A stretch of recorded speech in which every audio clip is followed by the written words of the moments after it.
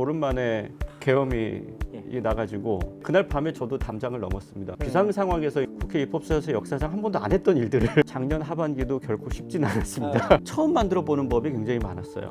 필리버스터가 계속 이어지니까 아직도 많이 쌓여 있어요. 또 한국은 왜 그렇게 성공했고 성공한 시점에 왜 그렇게 갑자기 많은 걱정을 하게 됐느냐. 정치학자의 입장에서 봤을 때 성장했다가 소멸하는 것이 소멸을 좀 극복할 수 있는가. 압축 성장이 가능하다면 압축 소멸도 가능한 일이다.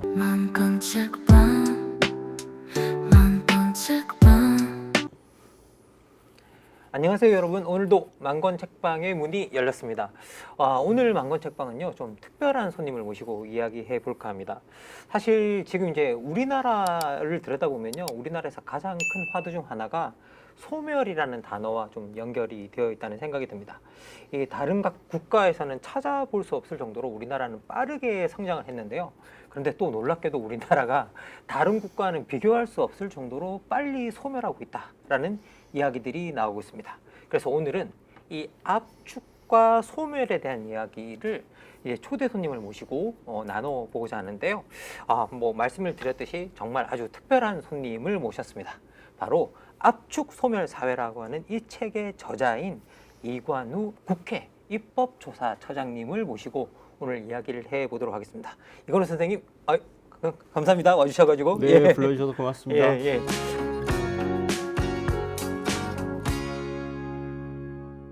아니 뭐 이렇게 박수 쳐드리고 싶은데요. 사실 이제 이관우 선생님 소개해드릴 내용들이 정말 많습니다. 이관우 선생님 같은 경우에는 우리 정치학계에서는 정말 보물 같은 분이십니다. 우선 저희 정치학자들이 이제 정치적 실전 경험이 없는 경우가 너무 많은데 이제 이관우 박사님 같은 경우에는 국회 보좌관 출신의 학자이시고요. 그리고 두 번째는 아까 말씀드린 대로 현재 국회 입법조사처장의 자리에 계신데요. 사실상 이제 2024년 11월에 최연소의 나이로 국회 입법조사처장의 자리에 이제 올랐습니다. 그만큼 어떻게 보면 저희 정치학계 내에서 능력 있는 실전형 학자다라고 말씀을 드릴 수 있을 것 같아요.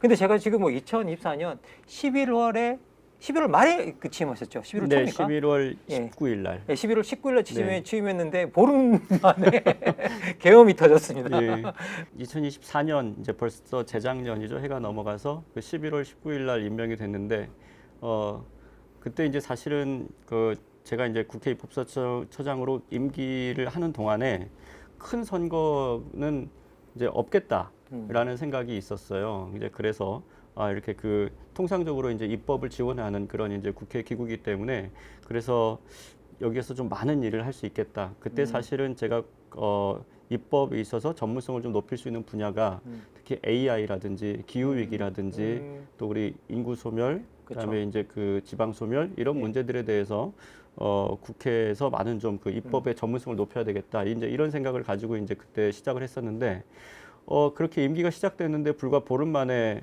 계엄이 나가지고 이제 그날 밤에 저도 담장을 넘었습니다. 담장을 넘어서 들어가셨군요. 네, 담장을 넘어서 이렇게 들어갔고 그 안에 이제 이제 계엄 해제 결의안이 통과될 때까지 국회 안에서 이제 여러 가지 의장님을 도와서 이제 일을 했고 이러고 나서 이제 국회 입법조사처가 원래 통상적인 어떤 임무에서 말 그대로 이머전시 비상 상황에서 이제 해야 되는 국회 입법조사처 역사상 한 번도 안 했던 일들을 그렇죠. 한 6개월 가까이 이렇게 이제 좀 했죠. 그래서 이제 다들 잘 기억을 하고 계실 거예요. 국무총리가 대통령 권한대행을 하고 있을 때 그 권한대행의 범위가 어디까지인가. 네, 그리고 이제 탄핵을 할 경우에는 탄핵의 의결 종족수는 몇 석인가. 그렇죠. 이제 이런 것들은 사실은 평소에는 우리 법제처라든지 이런 그런 여러 기관들의 의견을 들어서 이제 할 수가 있는데 당시에는 이제 대통령, 정부가 이제 계엄을 선포한 주체였기 때문에 정부의 기관들의 의견을 들어서 그걸 한다는 것은 어려운 일이죠. 그래서 이제 그런 부분들에 대한 어떤 판단을 해야 되는데 의장님의 표현대로 하면 다행히 국회에 입법조사처라고 하는 기구가 있어서 입법지원기구가 있어서 그런 여러 가지 부분에서 검토를 차근차근 해가지고 그때 저희가 나중에 쭉 따져보니까 한 적게는 20-30개 또 많게는 한 5-60가지에 걸쳐서 이제 국회가 해야 될 일들을 쭉 점검해서 이제 어떤 계엄 해제까지 가는 동안에 많은 역할들을 좀 했죠. 그리고 나서는 이제 좀 정상적인 상황이 되겠구나라고 이제 좀 생각을 했는데 많은 분들이 아시겠지만 작년 하반기도 결코 쉽진 않았습니다. 그렇죠. 계속 뭐 내란 재판이 이어지고 그 가운데 또 네. 계속 국회입법조사처가 지원을 해야 되는 일이 네, 생기죠. 그러니까 여러 가지 좀 특별한 법들이 많이 만들어졌거든요. 그렇죠. 이제 그런 특별한 법들을 만드는 과정에서는 그러니까 처음 만들어 보는 법이 굉장히 많았어요. 그렇죠. 네, 이제 그러다 보니까 여러 가지 어떤 그 전문적인 검토들을 해야 되는데 그런 검토들을 이렇게 이전에 선례가 별로 없었기 때문에 이제 하는데 또 하나가 뭐였냐면 통상적인 어떤 그 입법 심의가 사실은 지금도 좀 그렇습니다. 좀 아쉬운 부분인데 통상적인 입법 심의가 잘 이루어지고 있지 않아요. 지금 국회가 이제 특히 이제 야당의 역할이 중요한데 이제 야당의 입장에서는 그 숫자가 적으니까 이게 어쨌든 이게 법안 심의를 이렇게 해봐야 토론을 좀 해봐야 그게 이제 제대로 반영이 안 되고 결국은 숫자가 많은 여당에서 밀어붙일 거 아니냐 이제 이렇게 생각을 하고 법안 심의에 적극적으로 나서지 않고 또 장외로 나가거나 이런 일들이 많고 또 여당 입장에서는 아니 이렇게 그 상대 정당이 내란 정당이다. 우리 라고 협조할 이제 대상이 생각을 아니다. 하기 때문에 예, 같이 뭐 이렇게 법안 심의를 할 그런 대상이 아니지 않느냐 이런 입장을 가지고 있으니까 여야 간에 갈등도 심하고 평소 같으면 정상적으로 이루어질 만한 그런 어떤 입법 심의가 좀 제대로 이루어지지 않고 그러다 보니까 아무래도 평소보다는 법안의 심의가 좀 엉성해지거나 그리고 또 길어지거나. 이제 길어지거나 그래서 지금 필리버스터도 많았죠. 그렇죠. 네, 예. 그러다 보니까 지금 국회의장님하고 일주일 전에 회의할 때도 지금 본회의에 부의된 법안이 180개가 넘는데 예. 그러면 그것들을 뭐 이렇게 좀 처리해야 되는데 필리버스터가 계속 이어지니까 하루에 한 건 이렇게 하루에 이제 한 건. 예. 이렇게 하니까 그게 이제 지금도 아직도 많이 쌓여 있어요. 예. 그래서 이제 지금 그런 것들이 걱정이죠. 조금. 예. 아니 뭐 사실 이제 그 이관우 뭐 그 입법조사처장님 오시고 잠시 이제 활동이 어떠시냐 소감을 물어보려고 그랬는데 아주 뭐 긴 이야기가 제가 나왔습니다. 힘든 얘기를 하고 있죠. 예, 아주 긴 이야기가 나왔습니다. 네. 사실 이제 그 뭐 이렇게 이제 그 이관우 그 입법조사님 처장님 오셨으니까 이런 이야기를 그냥 따로 그냥 한번 길게 들어보고 싶긴 한데 그런데 이제 입법조사처장님이 되셨을 때 하고 싶은 일이 있었다라고 네. 말씀하셨어요. AI 그리고 기후, 디지털 같은 이제 이 분야에 대해서 뭔가 입법을 제대로 해보고 싶은 이제 그런 의도가 있으셨다라고 이제 말씀을 하셨고 그쪽으로 많은 일을 할 수 있을 거다라고 생각을 하셨다라고 하셨는데요. 사실 이제 이게 저희 정치학뿐만 아니라 우리 사회 지금 전반에 가지고 있는 가장 중요한 하두 세 가지를 가지고 정말 입법 활동을 해보시겠다라는 생각을 가지고 계셨던 것 같아요. 그리고 사실 그때 딱 그 입법조사처장으로 임명되셨을 때 그때 바로 나온 책이 바로 이 압축 소멸 사회라는 책이었습니다. 그리고 이 책에는 지금 말씀하신 내용이 사실 다 담겨 있어요. 이 사실 다 담겨 있습니다. 그리고 이제 그 이야기 거기에 관한 걱정 이런 모든 것들이 다 담겨 있고 그런 것들이 왜 입법에 필요한가에 관한 이야기들이 상당히 이제 많이 좀 담겨 있는데요. 어쨌든 이제 이 책을 쓰시게 된 동기를 좀 소개해 주셨으면 좋겠습니다.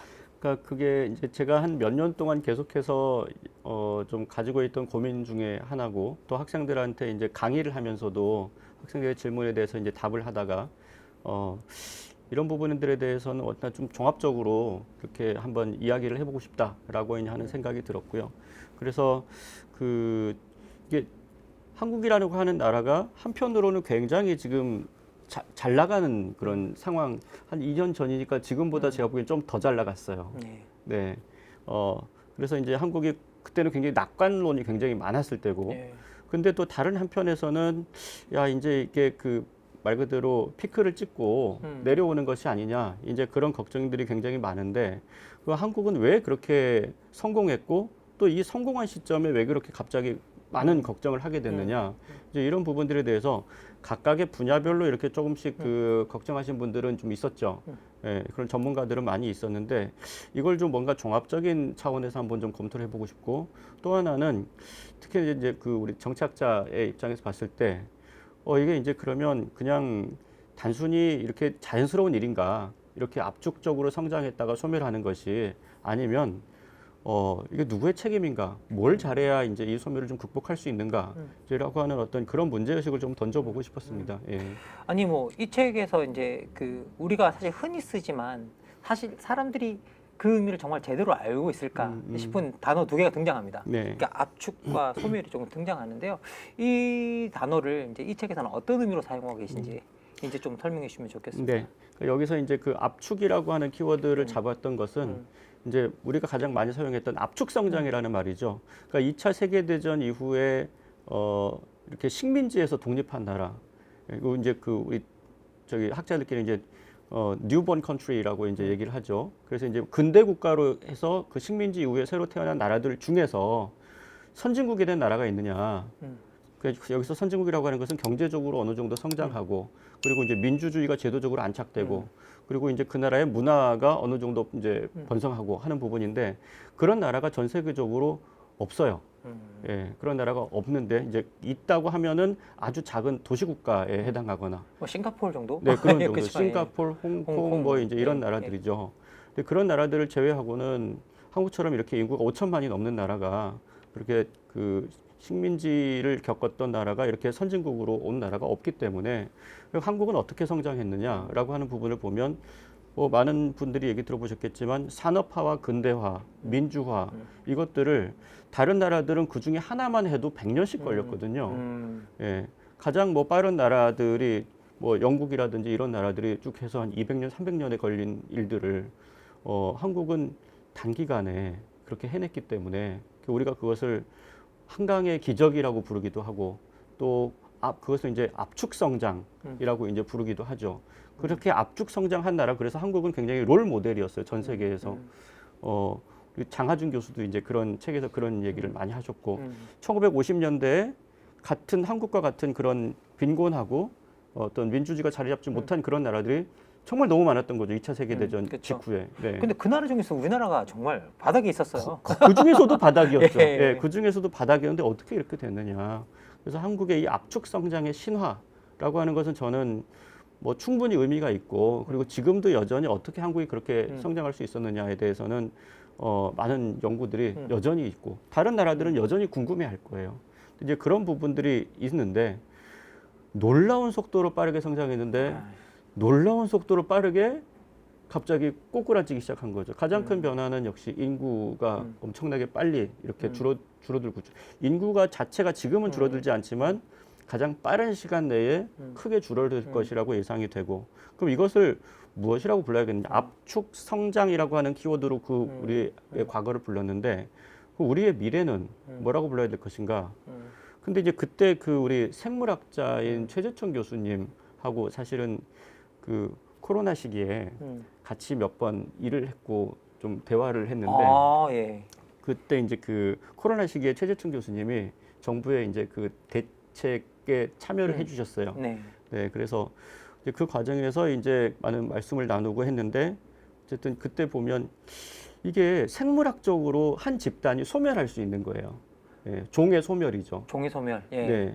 너무 극단에까지 이제 정점을 치고 소멸하는 네, 건가요? 정점을 예. 치고 이제 소멸하는 거죠. 갑자기. 그런 일은 생물계에서는 있을 수 있는 일이다. 예, 있을 수 있는 일이고 뭔가 부작용이 일어났는데 거기서 그 문제를 해결하지 못하고 그러다 보니까 이게 한 개체로서도 소멸할 수 있지만 한 종으로서 집단으로서도 소멸하는 일이 발생할 수 있다. 그거는 자연계에서는 수없이 일어났던 일이다. 근데 뭐 그렇게 일어날 수 있는데 우리가 그러면 안 되잖아요. 라는 생각이 좀 해요. 예. 분명하죠. 뭐 예. 우리가 그런 일이 일어난다고 한다면 그런 사례를 보고 그런 일이 일어나지 않도록 방지하는 게 우리들의 그렇죠. 역할이니까. 그러니까 압축 성장이 가능하다면 압축 소멸도 가능하다. 가능한 일이다. 근데 야, 인류가 그럴 수 있을까? 그런데 그때 보면 또 인류 문명에서도 지금 보면은 과거에 굉장히 번성했던 그런 민족이나 집단이 있었는데 지금은 몇백 년, 몇천 년이 지난 다음에 흔적도 찾을 수 없는 그런 문명들도 있잖아요. 예, 그렇죠. 그래서 지금 우리가 궁금해 하잖아요. 그렇죠. 도대체 그렇게 발전한 문명이 어떻게 왜 사라졌을까? 그렇게 발전한 다음에 왜 갑자기 흔적도 없이 사라졌을까? 그러니까. 그런데 지금도 궁금해 하는데 야, 이게 우리의 현실이구나. 예. 그럼 이거에 대해서 우리가 좀 얘기를 해봐야 되지 않는가. 그런 생각을 했죠. 예. 사실 저는 이 책을 읽으면서 나름대로 제 나름대로의 가장 인상적이었던 부분은 뭐냐면 우리가 압축 성장을 하던 시기에는 늘 앞서간 모델이 있었다는 거예요. 그런데 지금 우리가 압축 소멸하는 시기에 들어왔는데 어쩌다 보니 우리가 추격 국가가 아니라 추월 국가가 돼버려가지고 이제는 우리 앞에 샘플이 없다. 네. 더 이상 사례가 없다. 그래서 이게 더더욱 어려운 문제고 우리가 정말 이걸 아무 그런 사례 없이 풀어야 되기 때문에 네. 정말 어려운 문제다라고 말씀을 이제 명확하게 해주고 계세요. 그러니까 예. 지금하고 과거하고는 문제를 푸는 방식, 문제를 고민하는 방식이 달라야 된다는 거죠. 그래서 제가 서문에 썼던 게 말씀하신 대로 예전에는 문제가 생기면 그래서 다른 나라는 어떻게 문제를 해결했어? 이렇게 항상 그 답을 찾으려고 했거든요. 근데 지금도 똑같은 문제가 발생하니까 그 다른 문제가 그 문제를 어디서 이제 그 해법을 찾을 거냐라고 하는데 당황한 거예요. 없어. 우리가 그쵸. 일본 타자야. 그렇죠. 예, 왜냐하면 전 세계에서 출생률 제일 낮은 나라 우리나라거든요. 그렇죠. 그러니까 이런 때는 이제 우리가 패러다임을 좀 바꿔서 생각을 해봐야 된다라고 하는 예. 것이죠. 예, 그러면 이제 우리가 이제 이런 패러다임을 바꿔서 생각해보자라고 했는데요. 그러면 이제 우리가 왜 이렇게 압축 소멸 사회로 들어가게 되었는가? 이제 그 국내적 요인을 좀 네. 살펴보기로 하겠습니다. 그리고 이제 이미 언급해 주셨지만 그 시작에는 인구 문제가 있다라고 말씀해 주셨어요. 근데 진짜 뭐 저희가 사실 여기 망건책방에서도 몇 번 이야기했는데 인구 소멸이 너무 빨리 일어나고 있다라고 그렇게 이야기를 했었습니다. 그런데 이제 입법조사처장님으로 일하시면서도 느끼신 부분도 있을 거고, 그리고 사실 제가 정치학자로 봐도 우리나라의 대책이 그렇게 뭐 마땅한 어떤 인구 대책이 있었나 들여다보면 그렇지 않은 것 같거든요. 도대체 왜 이런 일이 일어났는지 좀 궁금합니다. 여러 가지 통계가 있지만 이제 최근까지 어쨌든 확인해 보면 우리나라가 재정으로 보면은 지난 한 18년 정도 저출산 고령화 대책, 그중에서 특히 저출생 대책으로 한 200조 원 이상을 썼다고 이렇게 통계적으로 해요. 그런데 그렇게 많은 돈을 쓰고도 저출생 문제가 해결되기는커녕 점점 안 좋아지고 있다. 이렇게 이제 얘기를 하고요. 최근에 결혼하고 그 출생률이 조금 올라갔거든요. 근데 그거는 지금 이제 그 연구자들이 확인하기로는 이제 뭔가 효과가 있는 건가 이게 아니고 코로나 시기에. 그렇죠. 팬데믹 때 결혼 못한 사람들. 팬데믹 때 이제 한 3, 4년 동안 결혼도 그렇고 연애도 못했어요. 연애도 못했으니까. 네. 맞습니다. 그래서 이제 아예 이제 대면 접촉이 어렵기 때문에 그때 이제 굉장히 나빠졌다가 그게 지금 조금 밀려가지고 나타나는 것이고 지금 나타나는 변화는 그래서 한 3, 4년 갈 거다. 이렇게 대부분 보시더라고요. 이 효과가 한 3, 4년 정도 갈 거다. 그러니까 그거는 이제 그냥 새롭게 올라가는 게 아니고 그동안에 그 코로나 시기에 안 됐던 게 좀 밀려가지고 약간 그 나타나는 거고 장기적인 추세는 바뀌지 않을 것 같다. 그렇다고 하면 아니 왜 이렇게 국가가 오랫동안 노력을 했는데 안 되나라고 이제 생각을 하실 텐데 그러면 이제 이게 뭔가 정부가 재정을 효율적으로 쓰지 못해서 이제 그런 것 아니냐 아니면 문제점을 모르기 때문에 그런 것 아니냐 이제 이렇게 생각을 하시는데 제가 보기엔 별로 그렇지 않다. 문제점 알고 있는 건가요? 지금 문제점은 다 드러나 있다. 드러나 있다. 예. 문제점들은 다 드러나 있는데 해결하기가 좀 어려운 문제다. 그 구체적으로 그게 어떤 문제인가요? 그러니까 이제 가장 큰 문제는 예를 들면 그 이제 조사에서 나타나는 것이지만 일가정 양립이 다른 나라에 비해서 너무 안 되고 있어요. 그러니까 우리가 보면 여성이 경제 활동을 하는 것이 좋다라고 하는 비율은 전체 국민이 다 비슷해요. 한 85% 정도 바람직하고 가능하고 그럴수록 좋다. 그런데 그럼 가사는 어느 정도 분담을 했으면 좋겠냐? 남녀 간의 차이가 뚜렷합니다.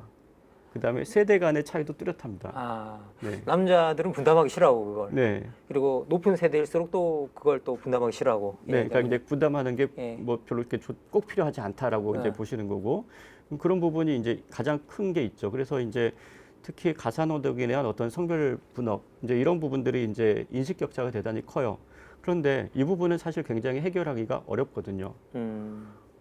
그다음에 제도적인 부분도 많이 손을 대야 되고 그러니까 이제 사실 이게 가장 문제라고 하는 것은 한 10여 년 전부터 이미 어느 정도 저는 학계에서는 거의 합의가 되어 있다고 보는데 그래서 학계에서는 이렇게 주장하고 실제로 대책에서는 그걸 안 해요. 왜? 어려우니까. 쉬운 걸 하는 거예요. 가장 쉬운 건 뭐죠? 재정으로 가지고 출산 장려금 주고 그다음에 뭐 다자녀의 혜택 주고 그렇죠. 뭐 대출해 주고 뭐 이런 걸 하는 거죠. 그렇죠. 뭐 결혼할 사람은 마음도 없는데 결혼하면 야, 집 줄게, 장려금 줄게, 남 장려금 줄게 꼬시는 거죠. 그 중에 제일 좋은 거 지자체들이 미팅 주선하고 미팅 주선 이런 데다가 이제 자꾸 예산을 쓰는데 그럼 결과적으로 그래서 출생률이 높아지느냐? 그렇지는 않다. 왜냐하면 지금도 조사를 해보면 19세에서 34세 정도의 여성 중에 한 3분의 2 정도는 결혼할 생각이 없거나 결혼을 해도 아이를 낳을 생각이 별로 없어요. 이 부분이 안 바뀌는 거죠. 이 부분이 안 바뀌는데 여전히 계속해서 다른 지원을 중금을 주겠다 하는 게, 그래서 제가 책에서 좀 비유를 들었던 게 화장실 갈 생각이 별로 없는 사람들한테 화장실 가는 길을 깔고 표지판을 만들고 막 보석 박아놓고 바닥에. 네, 뭐 그래서 아름답게 그 길을 조성해주고 갔다 오면은 아유 잘하셨습니다 박수 치고 이런 걸 잔뜩 하는 거예요. 이게 맞나? 이런 데 자꾸 돈을 쓰는 거죠. 그래서 정말 진짜 문제를 해결하려고 하는 건지 아니면 정말 우리가 애는 썼어 라고 해서 알리바이를 만들려고 하는 것인지. 우리가 노력은 했어. 그런데 안 된 노력은 거야. 했어. 네. 그렇죠. 예. 그래서 정말 가장 격차가 큰 건 뭐냐면 정말로 그런 부분에 대한 인식에 대해서 사회적 변화 혹은 합의를 어떻게 만들어낼 것인가. 이것이 필요한데 그거 너무 어려운 문제니까 미팅을 주선하자. 이런 정책을 하게 되는 것이죠.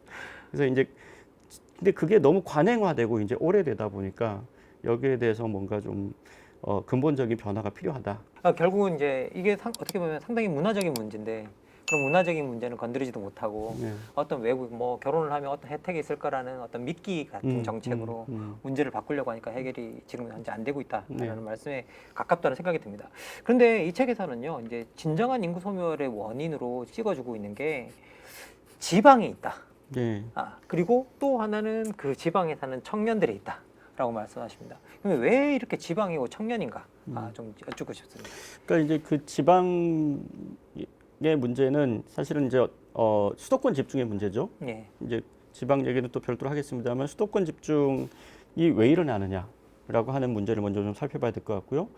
근데 지금 지방과 수도권 간의 격차가 지금 커진 지는 거의 한 세대 정도가 지났고 균형 발전을 우리가 정책적으로 추진한 것도 한 세대가 지났는데 결과는 어떻게 됐느냐? 2019년에 수도권 인구가 지방보다 늘어났어요. 이제 그때 네. 균형점이 깨졌죠. 한번 이렇게 깨지고 나면 회복 탄력성을 다시 회복하기가 어렵다라고 이제 봤는데, 왜냐하면 그나마 예전에는 지방이 다수였기 때문에 그래도 더 많은 사람들에게 공평하게 뭔가 자원이 분배돼야 된다라는 주장을 할 수가 있었는데, 이제 수도권이 절반. 이제 수도권은 이 숫자가 더 넘어가 버렸기 때문에 더 많은 사람에게 혜택을 줘야 되는 게 아니냐?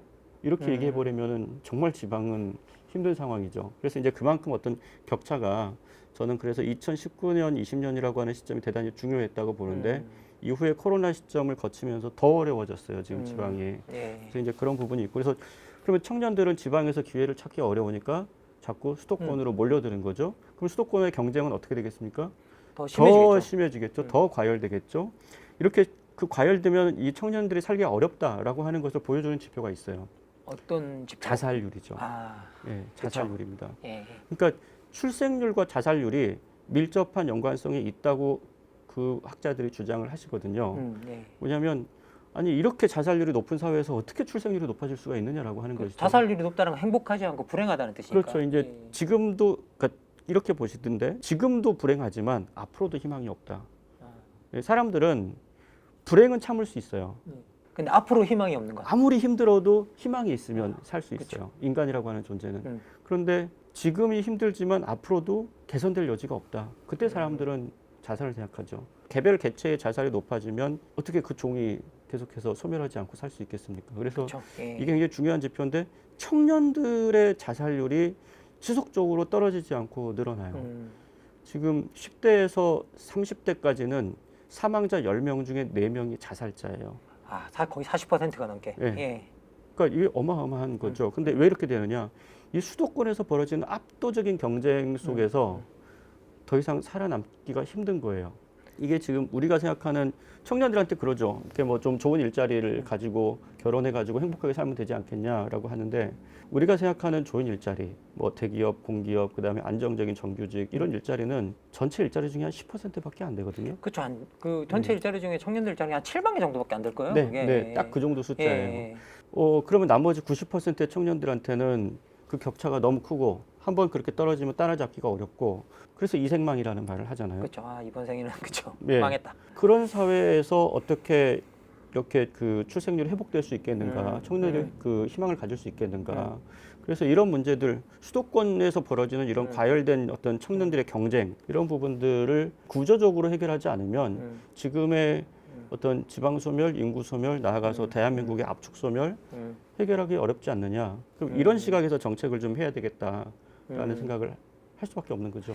이 사실 저희들이 이제 청년들이 그 지방 청년들이 수도권으로 이동하는 걸 보니까 팬데믹 기간에 엄청나게 이동했더라고요. 네. 그러니까 결국은 일자리가 없으니까 지방에 네.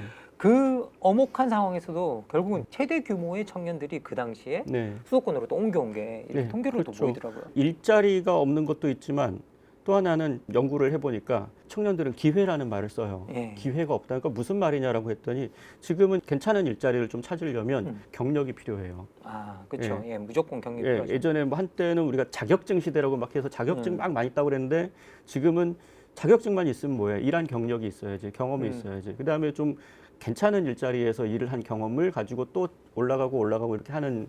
그리고 이제 지금은 공채가 아니라 다 경력직을 뽑기 때문에. 그쵸. 근데 지방 청년들 같은 경우에는 그런 기회를 찾기가 어렵다는 거죠. 교육의 기회. 그렇죠. 예, 그런 교육의 기회. 지금은 이제 정규 학교 학력을 졸업하고 나서도 여러 가지 추가적인 교육을 많이 받아야 되잖아요. 그렇죠. 뭐 회사 들어가서 심지어 인턴 같은 걸 인턴 뛰어야 같은 것도 되니까. 많이 예, 해야 예, 되고. 예. 네. 그런데 지금 지방에는 그런 기회가 별로 없다는 거예요. 그러니까 지방에서 계속 있었을 경우에는 결과적으로 그게 그 시간이 너무 아까운 거죠. 그럼 어떻게 이 시간에 빨리 기회가 많은 수도권으로 와서 여러 가지 경험을 하고 나중에 최종적인 일자리는 어떻게 될지 몰라도 근데 한번 그렇게 수도권으로 올라온 청년들이 기회를 가지고 다시 내려가겠습니까? 아, 안 너무 어렵게 내려가죠. 잡았으니까 안 내려가죠. 안 내려가죠. 그렇죠? 예. 예. 근데 여기서 계속 살게 되면 너무나 삶이 빠듯하기 때문에 연애하고 결혼하고 아이 낳고 너무 힘들죠. 예. 근데 이것은 각 그 개인들, 그 집단으로 보면은 각 개체들의 합리적 선택이거든요. 그렇게 하는 것이. 예. 그런데 구조적으로 보면 집단이 소멸하는 거예요. 그렇게 되면은. 그럼 이 구조를 어디선가 바꿔야 되지 않겠느냐.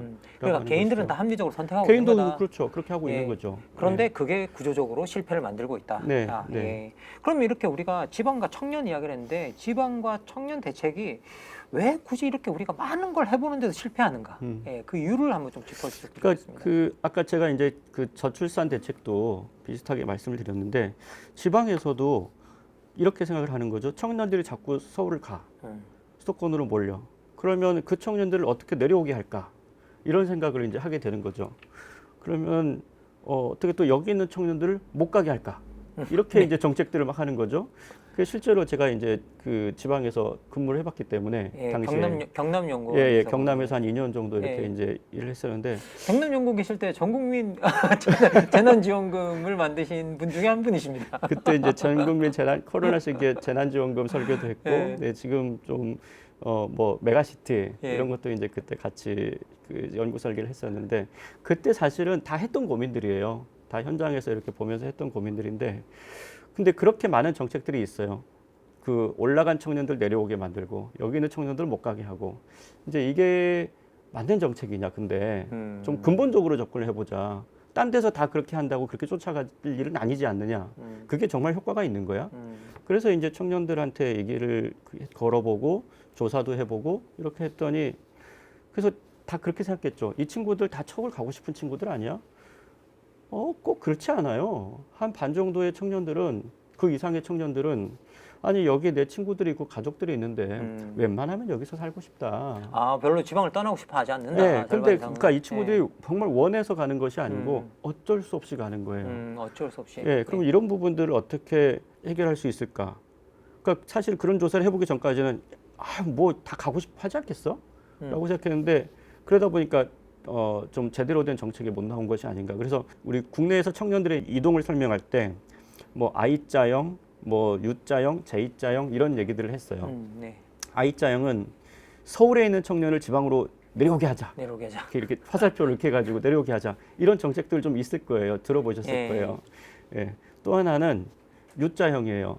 해가지고 떠났던 청년을 돌아오게 하자. 아, 이렇게 떠났던 친구들 다시 남도로. 예, 예, 다시 들어오게 남쪽으로. 하자. 예. 그다음에 J자는 뭐냐면 서울에 있는 친구들은 안 올 수 있어. 아. 그러면 다른 지역에 있는 청년들 이쪽으로 모여보자. 아, 오히려 서울 말고 다른 지역을 예, 공략. 서울하고는 도저히 안 될 것 같아. 경쟁이 안 된다. 예, 하지만 그 이외에 다른 지역에 있는 청년들을 좀 우리 지역으로 이렇게 끌어올 끌어오자. 수 있지 않겠느냐.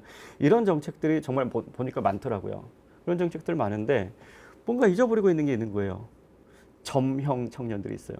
그냥 거기서 계속 살고 있는 청년들이 청년들. 있어요. 근데 저희가 보니까 지역에서 이 계속 거기 머물러 있는 청년들을 지역에서 루저 취급을 하는 거야.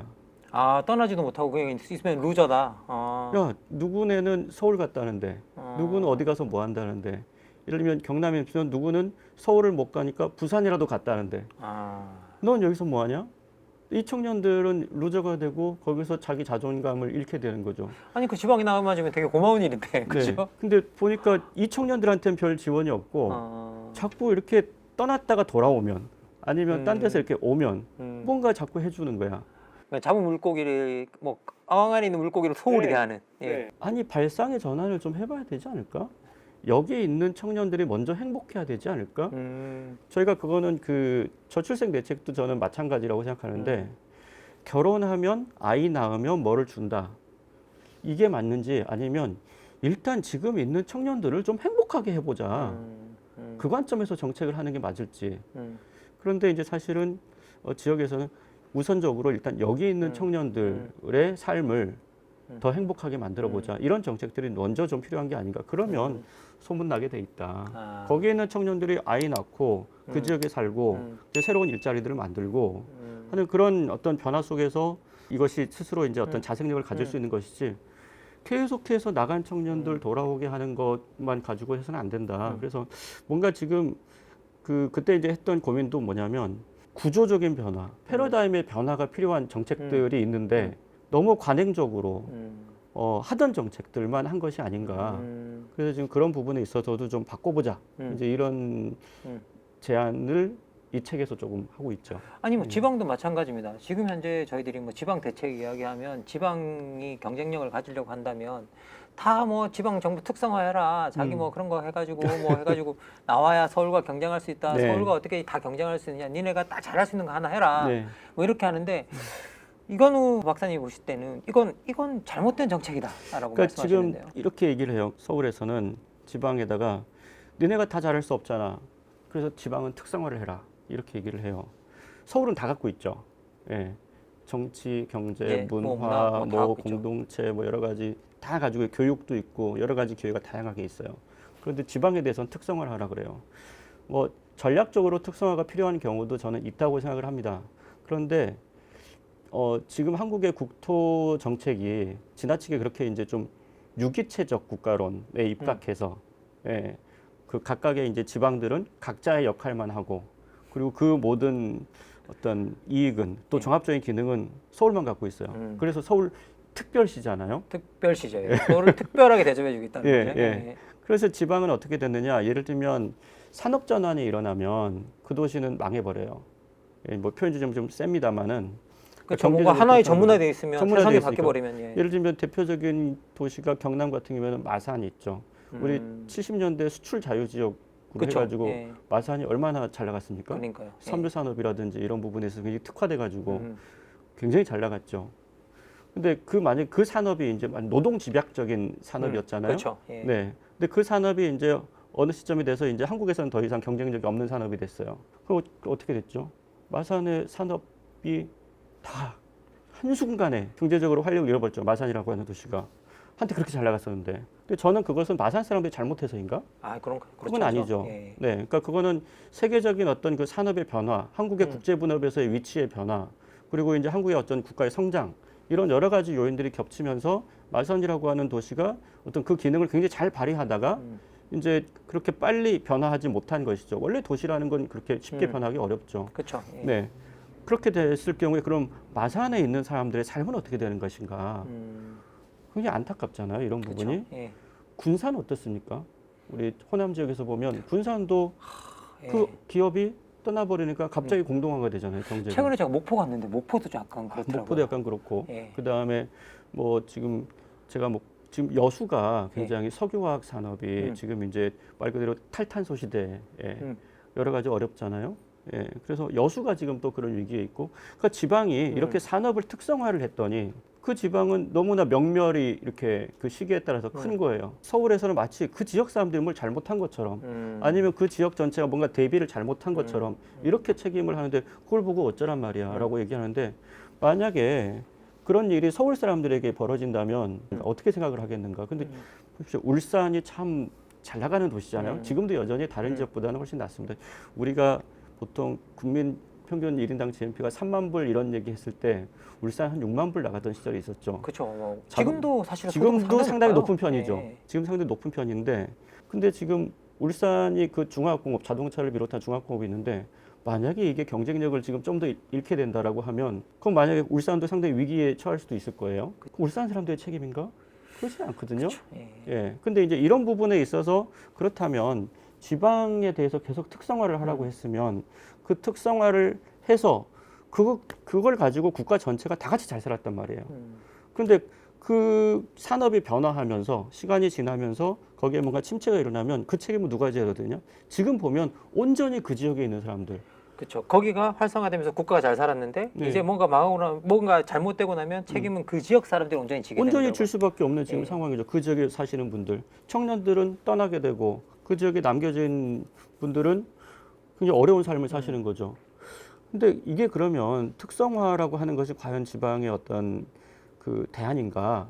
저는 그 지방이 특성화를 해서 잘 살자라고 하는 것은 가능한 전략이고 뭐 실제로 70, 80년대 저희는 성공했던 전략이지만 21세기에 2030년에 여전히 그것이 해답인가에 대해서 좀 국가 정책적으로 좀 고민을 다시 해볼 필요가 있고 그러면 이제 저희가 이제 생각하는 해볼 수 있는 것은 지역 단위로 특성화하기보다는 그 지역 전체를 어떻게 네트워크화할 것인가. 그렇죠. 예. 그래서 정주 요건을 전체적으로 어떻게 하면 더 높일 수 있나. 예를 들면 30분 1시간 거리에 대중교통으로 내가 누릴 수 있는 여러 가지 어떤 문화적인 부분이 있고 교육적인 부분이 있고 청년들은 기회를 가질 수 있고 그리고 여러 가지 산업들이 좀 균형을 이뤄가지고 그 지역 내에서 좀 선순환이 이루어질 수 있도록 그런 기능을 줘야지 과거처럼 그냥 도시를 찍어가지고 여기는 무슨 산업 여기는 무슨 산업 이렇게만 해가지고 하는 것이 과연 맞는가. 저는 이제 그런 부분에 있어서는 좀 근본적으로 패러다임 전환을 해야 된다. 네, 라고 하는 생각을 안 할 수가 없죠. 그렇죠. 맞습니다. 이게 사실 지역을 네트워크화 시킨다는 말이 사실 어려운 말이 아니라 금방 뭐 설명해 주셨지만 교통망으로 빠르게 이동할 수 있게 만들고 그죠? 네. 접근할 수 있게 만들어주는 게 그러니까 핵심이죠. 지금 서울이 세계적으로 뭐 그 살고 싶은 도시에 포함이 되고 많은 외국인들도 오고 경쟁력이 있는 도시예요, 서울이. 왜 그렇게 됐느냐를 생각해 보면 네트워크의 힘이거든요. 지하철부터 예. 가장 대표적인 게 지하철, 그러니까 대중교통망인데 안 막히는 대중교통망, 그건 지하철, 전철이죠. 지금 수도권의 전철망을 보시면 춘천에서도 출퇴근이 가능해요. 그렇죠. 천안까지, 저기 의정부, 동두천까지, 인천, 그리고 나머지 그 지역들도 거미줄처럼 이렇게 엮여 있죠. 그러니까 내가 필요로 하는 정보, 사람, 그리고 필요하면 어떤 공장, 뭐 이런 것들이 다 그 안에서 해결 가능해요. 한두 시간 안에서. 여기서 못 구하는 것은 없어요. 저쪽에 뭐 반월시와 부평에 가면은 거대한 공단이 있고 가구나 이런 것들을 사고 싶다 그러면은 그런 것들을 만드는 공장들이 또 이렇게 그렇죠. 원래 있는 데가 있죠. 예, 예. 그다음에 어떤 교육 이런 측면도 내가 원하는 교육을 받고 싶어 그러면 다 해결이 돼요. 근데 그게 이 어떤 한두 시간 안에서 다 해결되거든요. 출퇴근도 가능하고. 그러니까 여기서 경쟁력이 나오는 거예요. 그런데 좀 돌이켜 생각해 보면 그럼 이 수도권 전철 같은 걸 만들 때 다 서울시 돈으로 만들었나? 국가의 세금이니까 그렇진 않죠. 그렇죠. 예.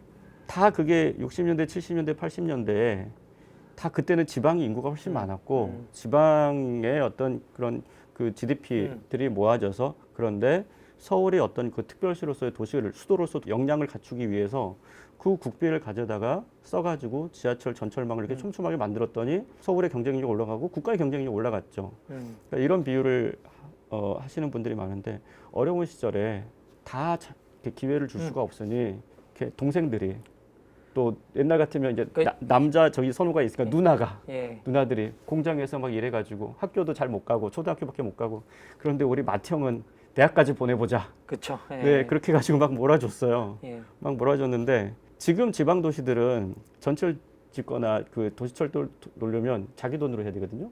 아 지방자치체의 돈으로 해야 되는군요. 예. 그래서 그렇게 막 맏형한테 몰아줬는데 맏형이 그래서 성공했어.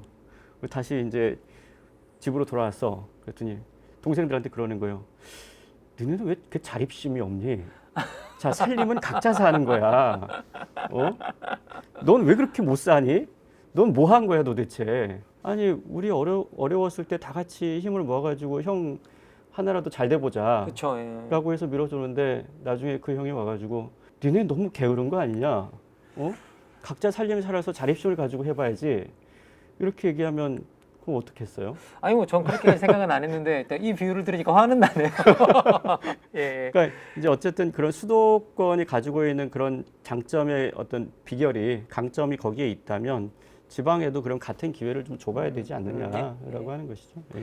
지금 그래서 이제 지금 막 그 통합을 해가지고 규모의 경제를 해보자라고 하는 것인데 그 중에서도 가장 큰 것은 더 이상 특성화보다는 네트워크를 어떻게 잘 확보해서 그래서 이제 그 어떤 광역권 정도의 수준에서 지금 뭐 한 150만, 200만 정도의 규모로는 아까 그런 여러 가지 그 정주 여건을 한꺼번에 개선하기는 어렵기 때문에 좀 더 규모를 키우다 보면 그것이 좀 가능해지지 않겠나 이제 하는 이런 고민들이 그래서 이거는 굉장히 저는 어쩔 수 없는 선택이기도 한 것 같아요. 아, 네. 네트워크화로 가는 것들이 우리한테 남아 있는 하여튼 최상의 옵션이다라는 생각이 듭니다. 좀 예. 불가피한. 불가피한. 지금은. 예, 네, 예, 네, 네. 예. 아, 그런데 또 이 책에서 또 이제 소멸 또 이야기하시면서 또 하나 또 중요한 원인으로 집어주셨던 것 중에 하나가 불평등입니다. 네. 그리고 이제 국회 입법 조사처에서 사실 일을 하시는 동안에 우리나라 불평등의 원인이 무엇인지에 대해서 네. 이제 그걸 밝히는 다차원적 불평등 지수 연구 결과도 발표하셨어요. 네, 네. 사실 저는 이렇게 국회 입법 조사처에서 대놓고 이런 자료가 나온 게 처음이 아닌가라는 예. 생각이 들고 사실 이런 불평등 자료는 정부 자료가 있어도 저희들이 연구하려고 찾으면 정말 찾기 어려운 곳에 있거든요. 그런데 이렇게 국회 입법조사처가 그냥 대놓고 내놨는데 이런 조사 결과를 이렇게 발표하신 이유는 어떤 건지 좀 여쭤보고 싶습니다. 예, 그러니까 이제 여러 가지 한국에서 이제 격차가 많이 발생을 하잖아요. 격차가 많이 발생하고 또 불평등도 이제 계속해서 화두가 되고 있고 한데 우리가 제대로 된 불평등에 대한 통계가 없어요. 그리고 정부에서 이제 좀 제가 의아하게 생각했던 것이 정부에서 혹은 학계에서 이렇게 발표하는 것 중에는 한국의 불평등이 과거보다 나아졌다라고 이제 얘기하시는 분들도 많아요. 그런데 국민들은 과거보다 불평등이 심해진 것 같다라고 얘기를 해요. 그럼 뭐가 맞는 건가? 근데 이게 그냥 단순히 이게 맞니 저게 맞니의 문제가 아니고 입법과 정책을 그 방향으로 해야 될 거 아닙니까? 그렇죠. 원인을 정확하게 알아 입법을. 예, 그러니까 과거보다 했으니까. 불평등이 나아졌다면 그러면은 그 불평등은 나아졌으니까 좀 다른 분야에 예를 들면 성장 분야에 더 많은 투자를 해야 될 것이고 그다음에 불평등이 실제로 더 심화되었으면 불평등을 개선하기 위한 지금까지 노력이 부족했구나. 그 입법과 정책이 그쪽으로 가야 되지 않겠어요? 근데 이게 이렇게 혼선이 있다라고 하는 것은 사실은 국가적인 차원에서는 중요한 문제죠. 그리고 상당히 효율적으로 돈을 쓸 수 없는 구조가 만들어지죠. 그렇죠. 예. 그러니까 개별 부처에서도 그냥 우리가 생각하는 대로 우리는 불평등이 여전히 심하다고 생각해. 우리는 이 분야의 불평등이 심하다고 생각해. 어떤 부처에서는 아니야. 불평등은 좀 개선됐기 때문에 이제 성장에 더 많은 재정 투자를 해야 돼. 그럼 개별 부처가 그렇게 다 한다고 그러면은 그것도 문제죠. 그렇죠. 그래서 이제 국회 입법조사처가 원래 이런 일을 하는 기관인데 제대로 된 어떤 통계 근거가 없다. 그러면 우리가 만들면 되지. 아, 예. 네. 원래는 국회입법조사처는 그런 통계 근거를 통계청이 만들어준 걸 보고 정책을 네. 만드는 것인 줄 알았더니 아니 이런 통계가 없어서 국회입법조사처가 이걸 만들어야 되는 일이 벌어졌습니다. 이게 개별적인 통계치들은 없진 않았어요. 예. 없지는 않았는데 그 통계치들 사이의 연관관계, 그다음에 그 통계를 어떻게 해석할 것인가 하는 부분이 좀 명확하지 않았던 거죠. 그래서 이제 저희가 이 그렇죠. 보고서를 이제 작년에 12월달에 이렇게 냈거든요. 아, 예. 한국 사회 불평등의 현주소 네, 해가지고. 이게 한 예. 지금 한 400페이지 정도 되는데 그래서 이제 이 보고서를 저희가 낼 때 고민했던 것은 그러면 이제 누가 맞냐? 정부에서는 불평등이 개선됐다. 국민들은 아니다. 이렇게 얘기하는데 보니까 둘 다 맞아요. 보통 이런 경우에는 둘 다 맞습니다. 어떻게 그렇게 그런 일이 생겨날 수 있죠? 예. 소득 불평등이 불평등에서 가장 많이 쓰이는 통계예요. 아, 네. 네, 소득 불평등이. 그리고 주로 국가의 정책도 거기에 집중됩니다. 그렇죠. 사람들이 일단 일자리 일터에서 소득을 어떻게 하는 우리나라뿐만이 아니라 예. 대부분의 나라에서도 불평등을 정책적으로 해결한다고 하면 그건 거의 대부분 소득 불평등이에요. 그렇죠. 뭐 소득이 있어야 저축도 하고 그게 뭐 자산 불평등으로 네, 이어지고 네. 하니까. 예. 근데 제가 보니까 특히나 이제 97년 외환 위기 이후에 한국에서는 소득 불평등을 개선하기 위한 끊임없는 노력이 있었어요. 네. 정말 뭐 다들 아시겠지만 97년 외환위기 전에는 한국의 복지라고 하는 건 그다음에 이제 소위 2차 분배라고 하는 어떤 사회적 재분배가 굉장히 기능이 취약했거든요. 근데 이제 그때 우리가 한번 세게 충격을 받고 말 그대로 우리가 사회적 안전망이라는 것이 거의 존재하지 않는 사회였구나. 그 부의 재분배가 너무 안 되는구나. 이제 그래서 그 이후로 뭐 기초연금이라든지 국민연금이라든지 이런 이제 여러 가지 그다음에 조세 이제 그 재분배 기능도 상당히 강화하고 또 최저임금도 좀 올라가고 그렇죠. 예. 이런 여러 가지 정책들을 해서 보니까 소득 불평등은 나아졌어요. 그리고 실제 저는 네. 기초연금 같은 통계들을 들여다보니까 네. 결과를 보니까 진짜 노인분들이 그거로 정말 많이 행복해졌어요. 네, 실제로 그런 노력들이 많이 예. 있었습니다. 그래서 이제 소득 불평등은 근데 이제 안심할 단계는 아니에요. 예. 그러니까 이제 지금 제가 이렇게 소득 불평등이 나아졌습니다 그러면은 아주 좋아졌다고 생각하시는데 아직 그 정도는 아니고 그래도 옛날에는 너무 떨어져 있었는데 지금은 평균적인 정도 우리 경제력 수준에서 봤을 때 평균 정도는 따라가고 있다.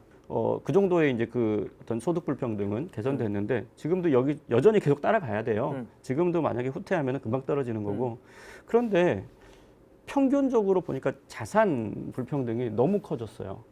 자산의 불평등이 너무 커져서 소득 불평등에서 우리가 상쇄했던 부분을 다 깎아먹었어요. 자산 불평등이 너무 커져서. 자산 불평등이 너무 커져서 특히 이제 최근 한 10여 년 사이에 그 부분이 너무 커져가지고 그 이유는 두 가지인데 하나는 수도권에 집중된 부동산, 그렇죠. 네. 수도권에. 그리고 수도권에서도 특정 지역에 수도권에 인프라가 집중돼 있고 그것도 또 특정 지역에 집중이 돼 있으니까. 그러니까 거기에 이제 부동산이 너무 많이 다른 지역에 비해서 오른 거죠. 그러니까 우리가 부동산 문제 그러면 다들 집값이 너무 오르는 걸 생각하시는데 지방에서는 부동산 문제 그러면 미분양 문제예요. 그렇죠. 네. 지금 빈대도 많고. 그래서 지금 한국에서 성장률이 좀 낮다 그러잖아요. 건설 경기가 안 좋다 그래요. 건설 경기가 왜 안 좋냐? 지방은 지금 분양이 안 돼요. 예. 그러니까 지을 데가 서울밖에 없죠. 서울은 지금 새로 지을 데가 많지 않잖아요. 그러니까 재건축이라도 해야 된다 이렇게 하는데 재건축 이런 얘기가 있으면은 집값이 또 너무 올라가니까 그걸 또 금리라든지 여러 규제 정책으로 좀 잡아놨죠. 그럼 건설 경기가 너무 어려울 수밖에 없죠. 그러니까 한편으로 보면 이게 너무 수도권 집중과 부동산이 그게 커져서 그 지금 다른 나라는 자산 그러면 금융자산 문제가 있는데 우리나라는 전체 자산의 70% 이상이 부동산이에요. 그렇죠. 예. 예, 그리고 그 중에서도 수도권이 차지하는 비중이 얼마나 높겠습니까? 그렇죠. 그러니까 이제 이 문제를 해결하지 않고서는 결국은 소득 불평등 해결만 가지고는 안 되더라. 예. 그러면 이제 국가 전체적으로 자산 불평등을 해결하기 위한 대책을 중장기적으로 세우지 않으면 지금까지 소득 불평등을 해결하기 위한 그 많은 노력이 다 물거품이 될 거다. 그렇게 되는 거죠 지금. 예. 네. 아니 실제 이거 아주 간단하게 일하면 열심히 일했는데 집을 청년들이 살 수 없잖아요. 이 네, 수도권에. 네. 근데 일자리는 수도권에 많고 청년들은 수도권에 집중되고 네. 있고 그러면 그 청년들이 일했는데도 내가 집 한 칸 마련할 수 없다면 이 청년들의 삶이 얼마나 불행해져요. 예. 그럼 그 불행한 청년들이 어떻게 결혼하고 애를 낳겠어요? 그렇죠. 그러면 종이 멸종하는 거예요. 그러면 이제 우리가 한 1000년 뒤에 나중에 한국에 와서 이 많은 사람들을 이 훌륭한 문명을 만들어 놓고 다 어디로 사라졌을까? 근데 이 길로 저희가 가게 되는 거죠. 그러니까 이제 그런 부분이 문제고, 그다음에 이제 저희가 소득과 자산을 받고 건강과 교육을 받거든요. 네. 그래서 제가 다차원적 불평등이라고 봤는데, 그래서 건강과 교육도 좋아졌어요. 과거에 비해서 훨씬 좋아졌죠. 건강보험 한국에서 이게 이 제도가 그쵸. 있는 게 전 세계적으로 굉장히 좋은 제도거든요. 그쵸, 이 예. 건강보험 제도가. 그래서 정말 이 평균적으로 굉장히 좋아졌고 교육도 이제 과거의 교육 불평등을 우리가 이제 보는 지표가 뭐냐면 소득이라든지 이런 차이에 따라서 최종 학력이 얼마나 차이가 나느냐. 가난한 사람은 학력이 낮고 초졸 중졸이고 돈 많은 사람은 대졸이고 이러면 안 되는 거잖아요. 그렇죠. 근데 지금 우리가 보니까 2013년 정도가 되면 대학 진학률이 70%가 넘어요. 그쵸. 70에서 75% 정도 되는데 그리고 안 변해요. 쭉 수평이에요. 이 얘기는 뭐냐면 본인이 원하는 사람은 다 대학을 가고 있다는 얘기예요. 돈이 없거나 많거나 어디서 상관없이 태어나거나 선택한 사람은 일단 갈 수 최종 있다. 학력은 대학을 갈 수 있다라고 하는 것은 이제 원하는 사람은 대부분 갈 수 있다. 그러니까 어느 정도 잘 된 거죠. 그런데 내용을 들여다보니까 건강에서 도농 간의 차이가 커요. 예. 그건 뭐겠어요? 당연하죠. 보건소밖에 없는 지역. 그렇죠. 지역. 보건소도 너무 먼 지역과 그렇죠. 보건소에 가는데 의사 선생님도 없어 심지어. 예. 근데 여기는 대형 병원이 집중되어 있는 지역이 예. 있는 것이죠. 그러니까 거기서 이제 의료의 어떤 격차는 상당히 큰 거죠. 간단한 수술조차도 서울까지 안 오면 지금 할 수가 없는 그런 상황이고 아시겠지만 저출생 지역 같은 경우에는 소아과 산부인과 이런 데는 쉽지 않잖아요. 그렇죠. 골든타임이 필요한 뭐 심혈관 질환이라든지 이런 부분도 큰 병원이 아니면 감당하기 힘든데 지방에서는 그런 부분이 약하니까 그래서 이제 그런 데서 차이가 나는 거예요. 교육도 마찬가지로 원하는 사람은 대학을 가고 싶으면 다 갈 수는 있어요. 그런데 이제 보통 우리가 그 지표로 나누는 소위 상위권 대학 진학률을 봤더니 그건 또 차이가 많이 나. 예, 그러니까 이건 뭐냐면 양적인 불평등은 해결이 됐어요. 해결이 좀 됐다. 예, 해결이 좀 됐다. 양적인 불평등. 평균적으로 건강 수명도 늘어나고 예, 평균 수명도 좀 늘어나고 그랬는데 격차가 좀 나. 도농 간에. 대학도 원하는 사람 다 갈 수 있지만 상위권 대학 갈 수 있는 거는 차이가 있어. 소득의 차이라든지 뭐 예, 소득의 차이라든지 지역의 차이라든지 예. 그 이제 어떤 그 저기 사회적 자본의 차이라든지 그렇죠. 이거는 질적인 부분의 불평등은 심화되고 있다. 이거는 유지되는 게 아니라 오히려 과거보다 좀 심해졌다는 지표가 지금 나타나고 있어요. 건강도 마찬가지입니다. 예. 건강도 도농 간의 격차가 더 벌어졌어요. 지금 평균 수명도 더 벌어지고 전체적으로 높아졌지만 그래서 우리가 지금 한국의 단계는 소득이라든지 또 이제 다른 양적인 불평등은 조금 개선됐지만 자산을 중심으로 질적인 불평등은 오히려 심화되고 있기 때문에 그래서 이 문제에 대해서 우리가 정책적으로 이제 집중해야 된다. 그래서 이번 보고서에는 사실은 그거를 저희가 발견했다고 볼 수 있고 앞으로 국가의 정책도 이쪽으로 좀 가야 되지 않는가 이런 생각을 하고 있습니다. 그래서 올해도 계속해서 연구를 더 할 거고 계속해서 연구를 누적시켜 가지고 입법조사처의 불평등 보고서가 해마다 그렇죠. 예. 해마다 나오면 거기에 따라서 국가의 어떤 정책들이 좀 이렇게 변화해 갈 수 있도록 그렇게 이제 만들어 보려고 하고 있습니다. 아니 이 불평등에 관한 조사는 좀 지속성을 갖는 그리고 한 기관이 같은 조사 방법론을 써서 네. 꾸준히 생산해줘야 사실 추이를 다 파악할 수 있고 변하는 것들을 다 파악할 수 있기 때문에 어떻게 잘 자리 잡는 어떤 연구 보고서가 되면 참 좋겠다라는 이제 그런 생각이 듭니다. 그렇게 많이 응원들을 해주시면 예. 그렇게 정착이 되겠죠. 예, 네. 예. 아, 이제 지금까지 저희들이 이제 우리나라가 왜 압축 소멸을 겪고 있는지 국내적 요인에 대해서 살펴봤는데요. 일부가 제가 사실 생각했던 상당히 길어졌습니다. 많은 이야기를 했는데요. 제가 1부는 여기까지 하고 2부에서는 왜 우리 사회가 압축 소멸 사회로 가고 있는지 그 국제적 환경 요인에 대해서 좀 살펴보는 시간을 갖고 거기에 대한 대책을 살펴보는 좀 시간을 갖도록 하겠습니다. 1부는 여기서 마치도록 하겠습니다.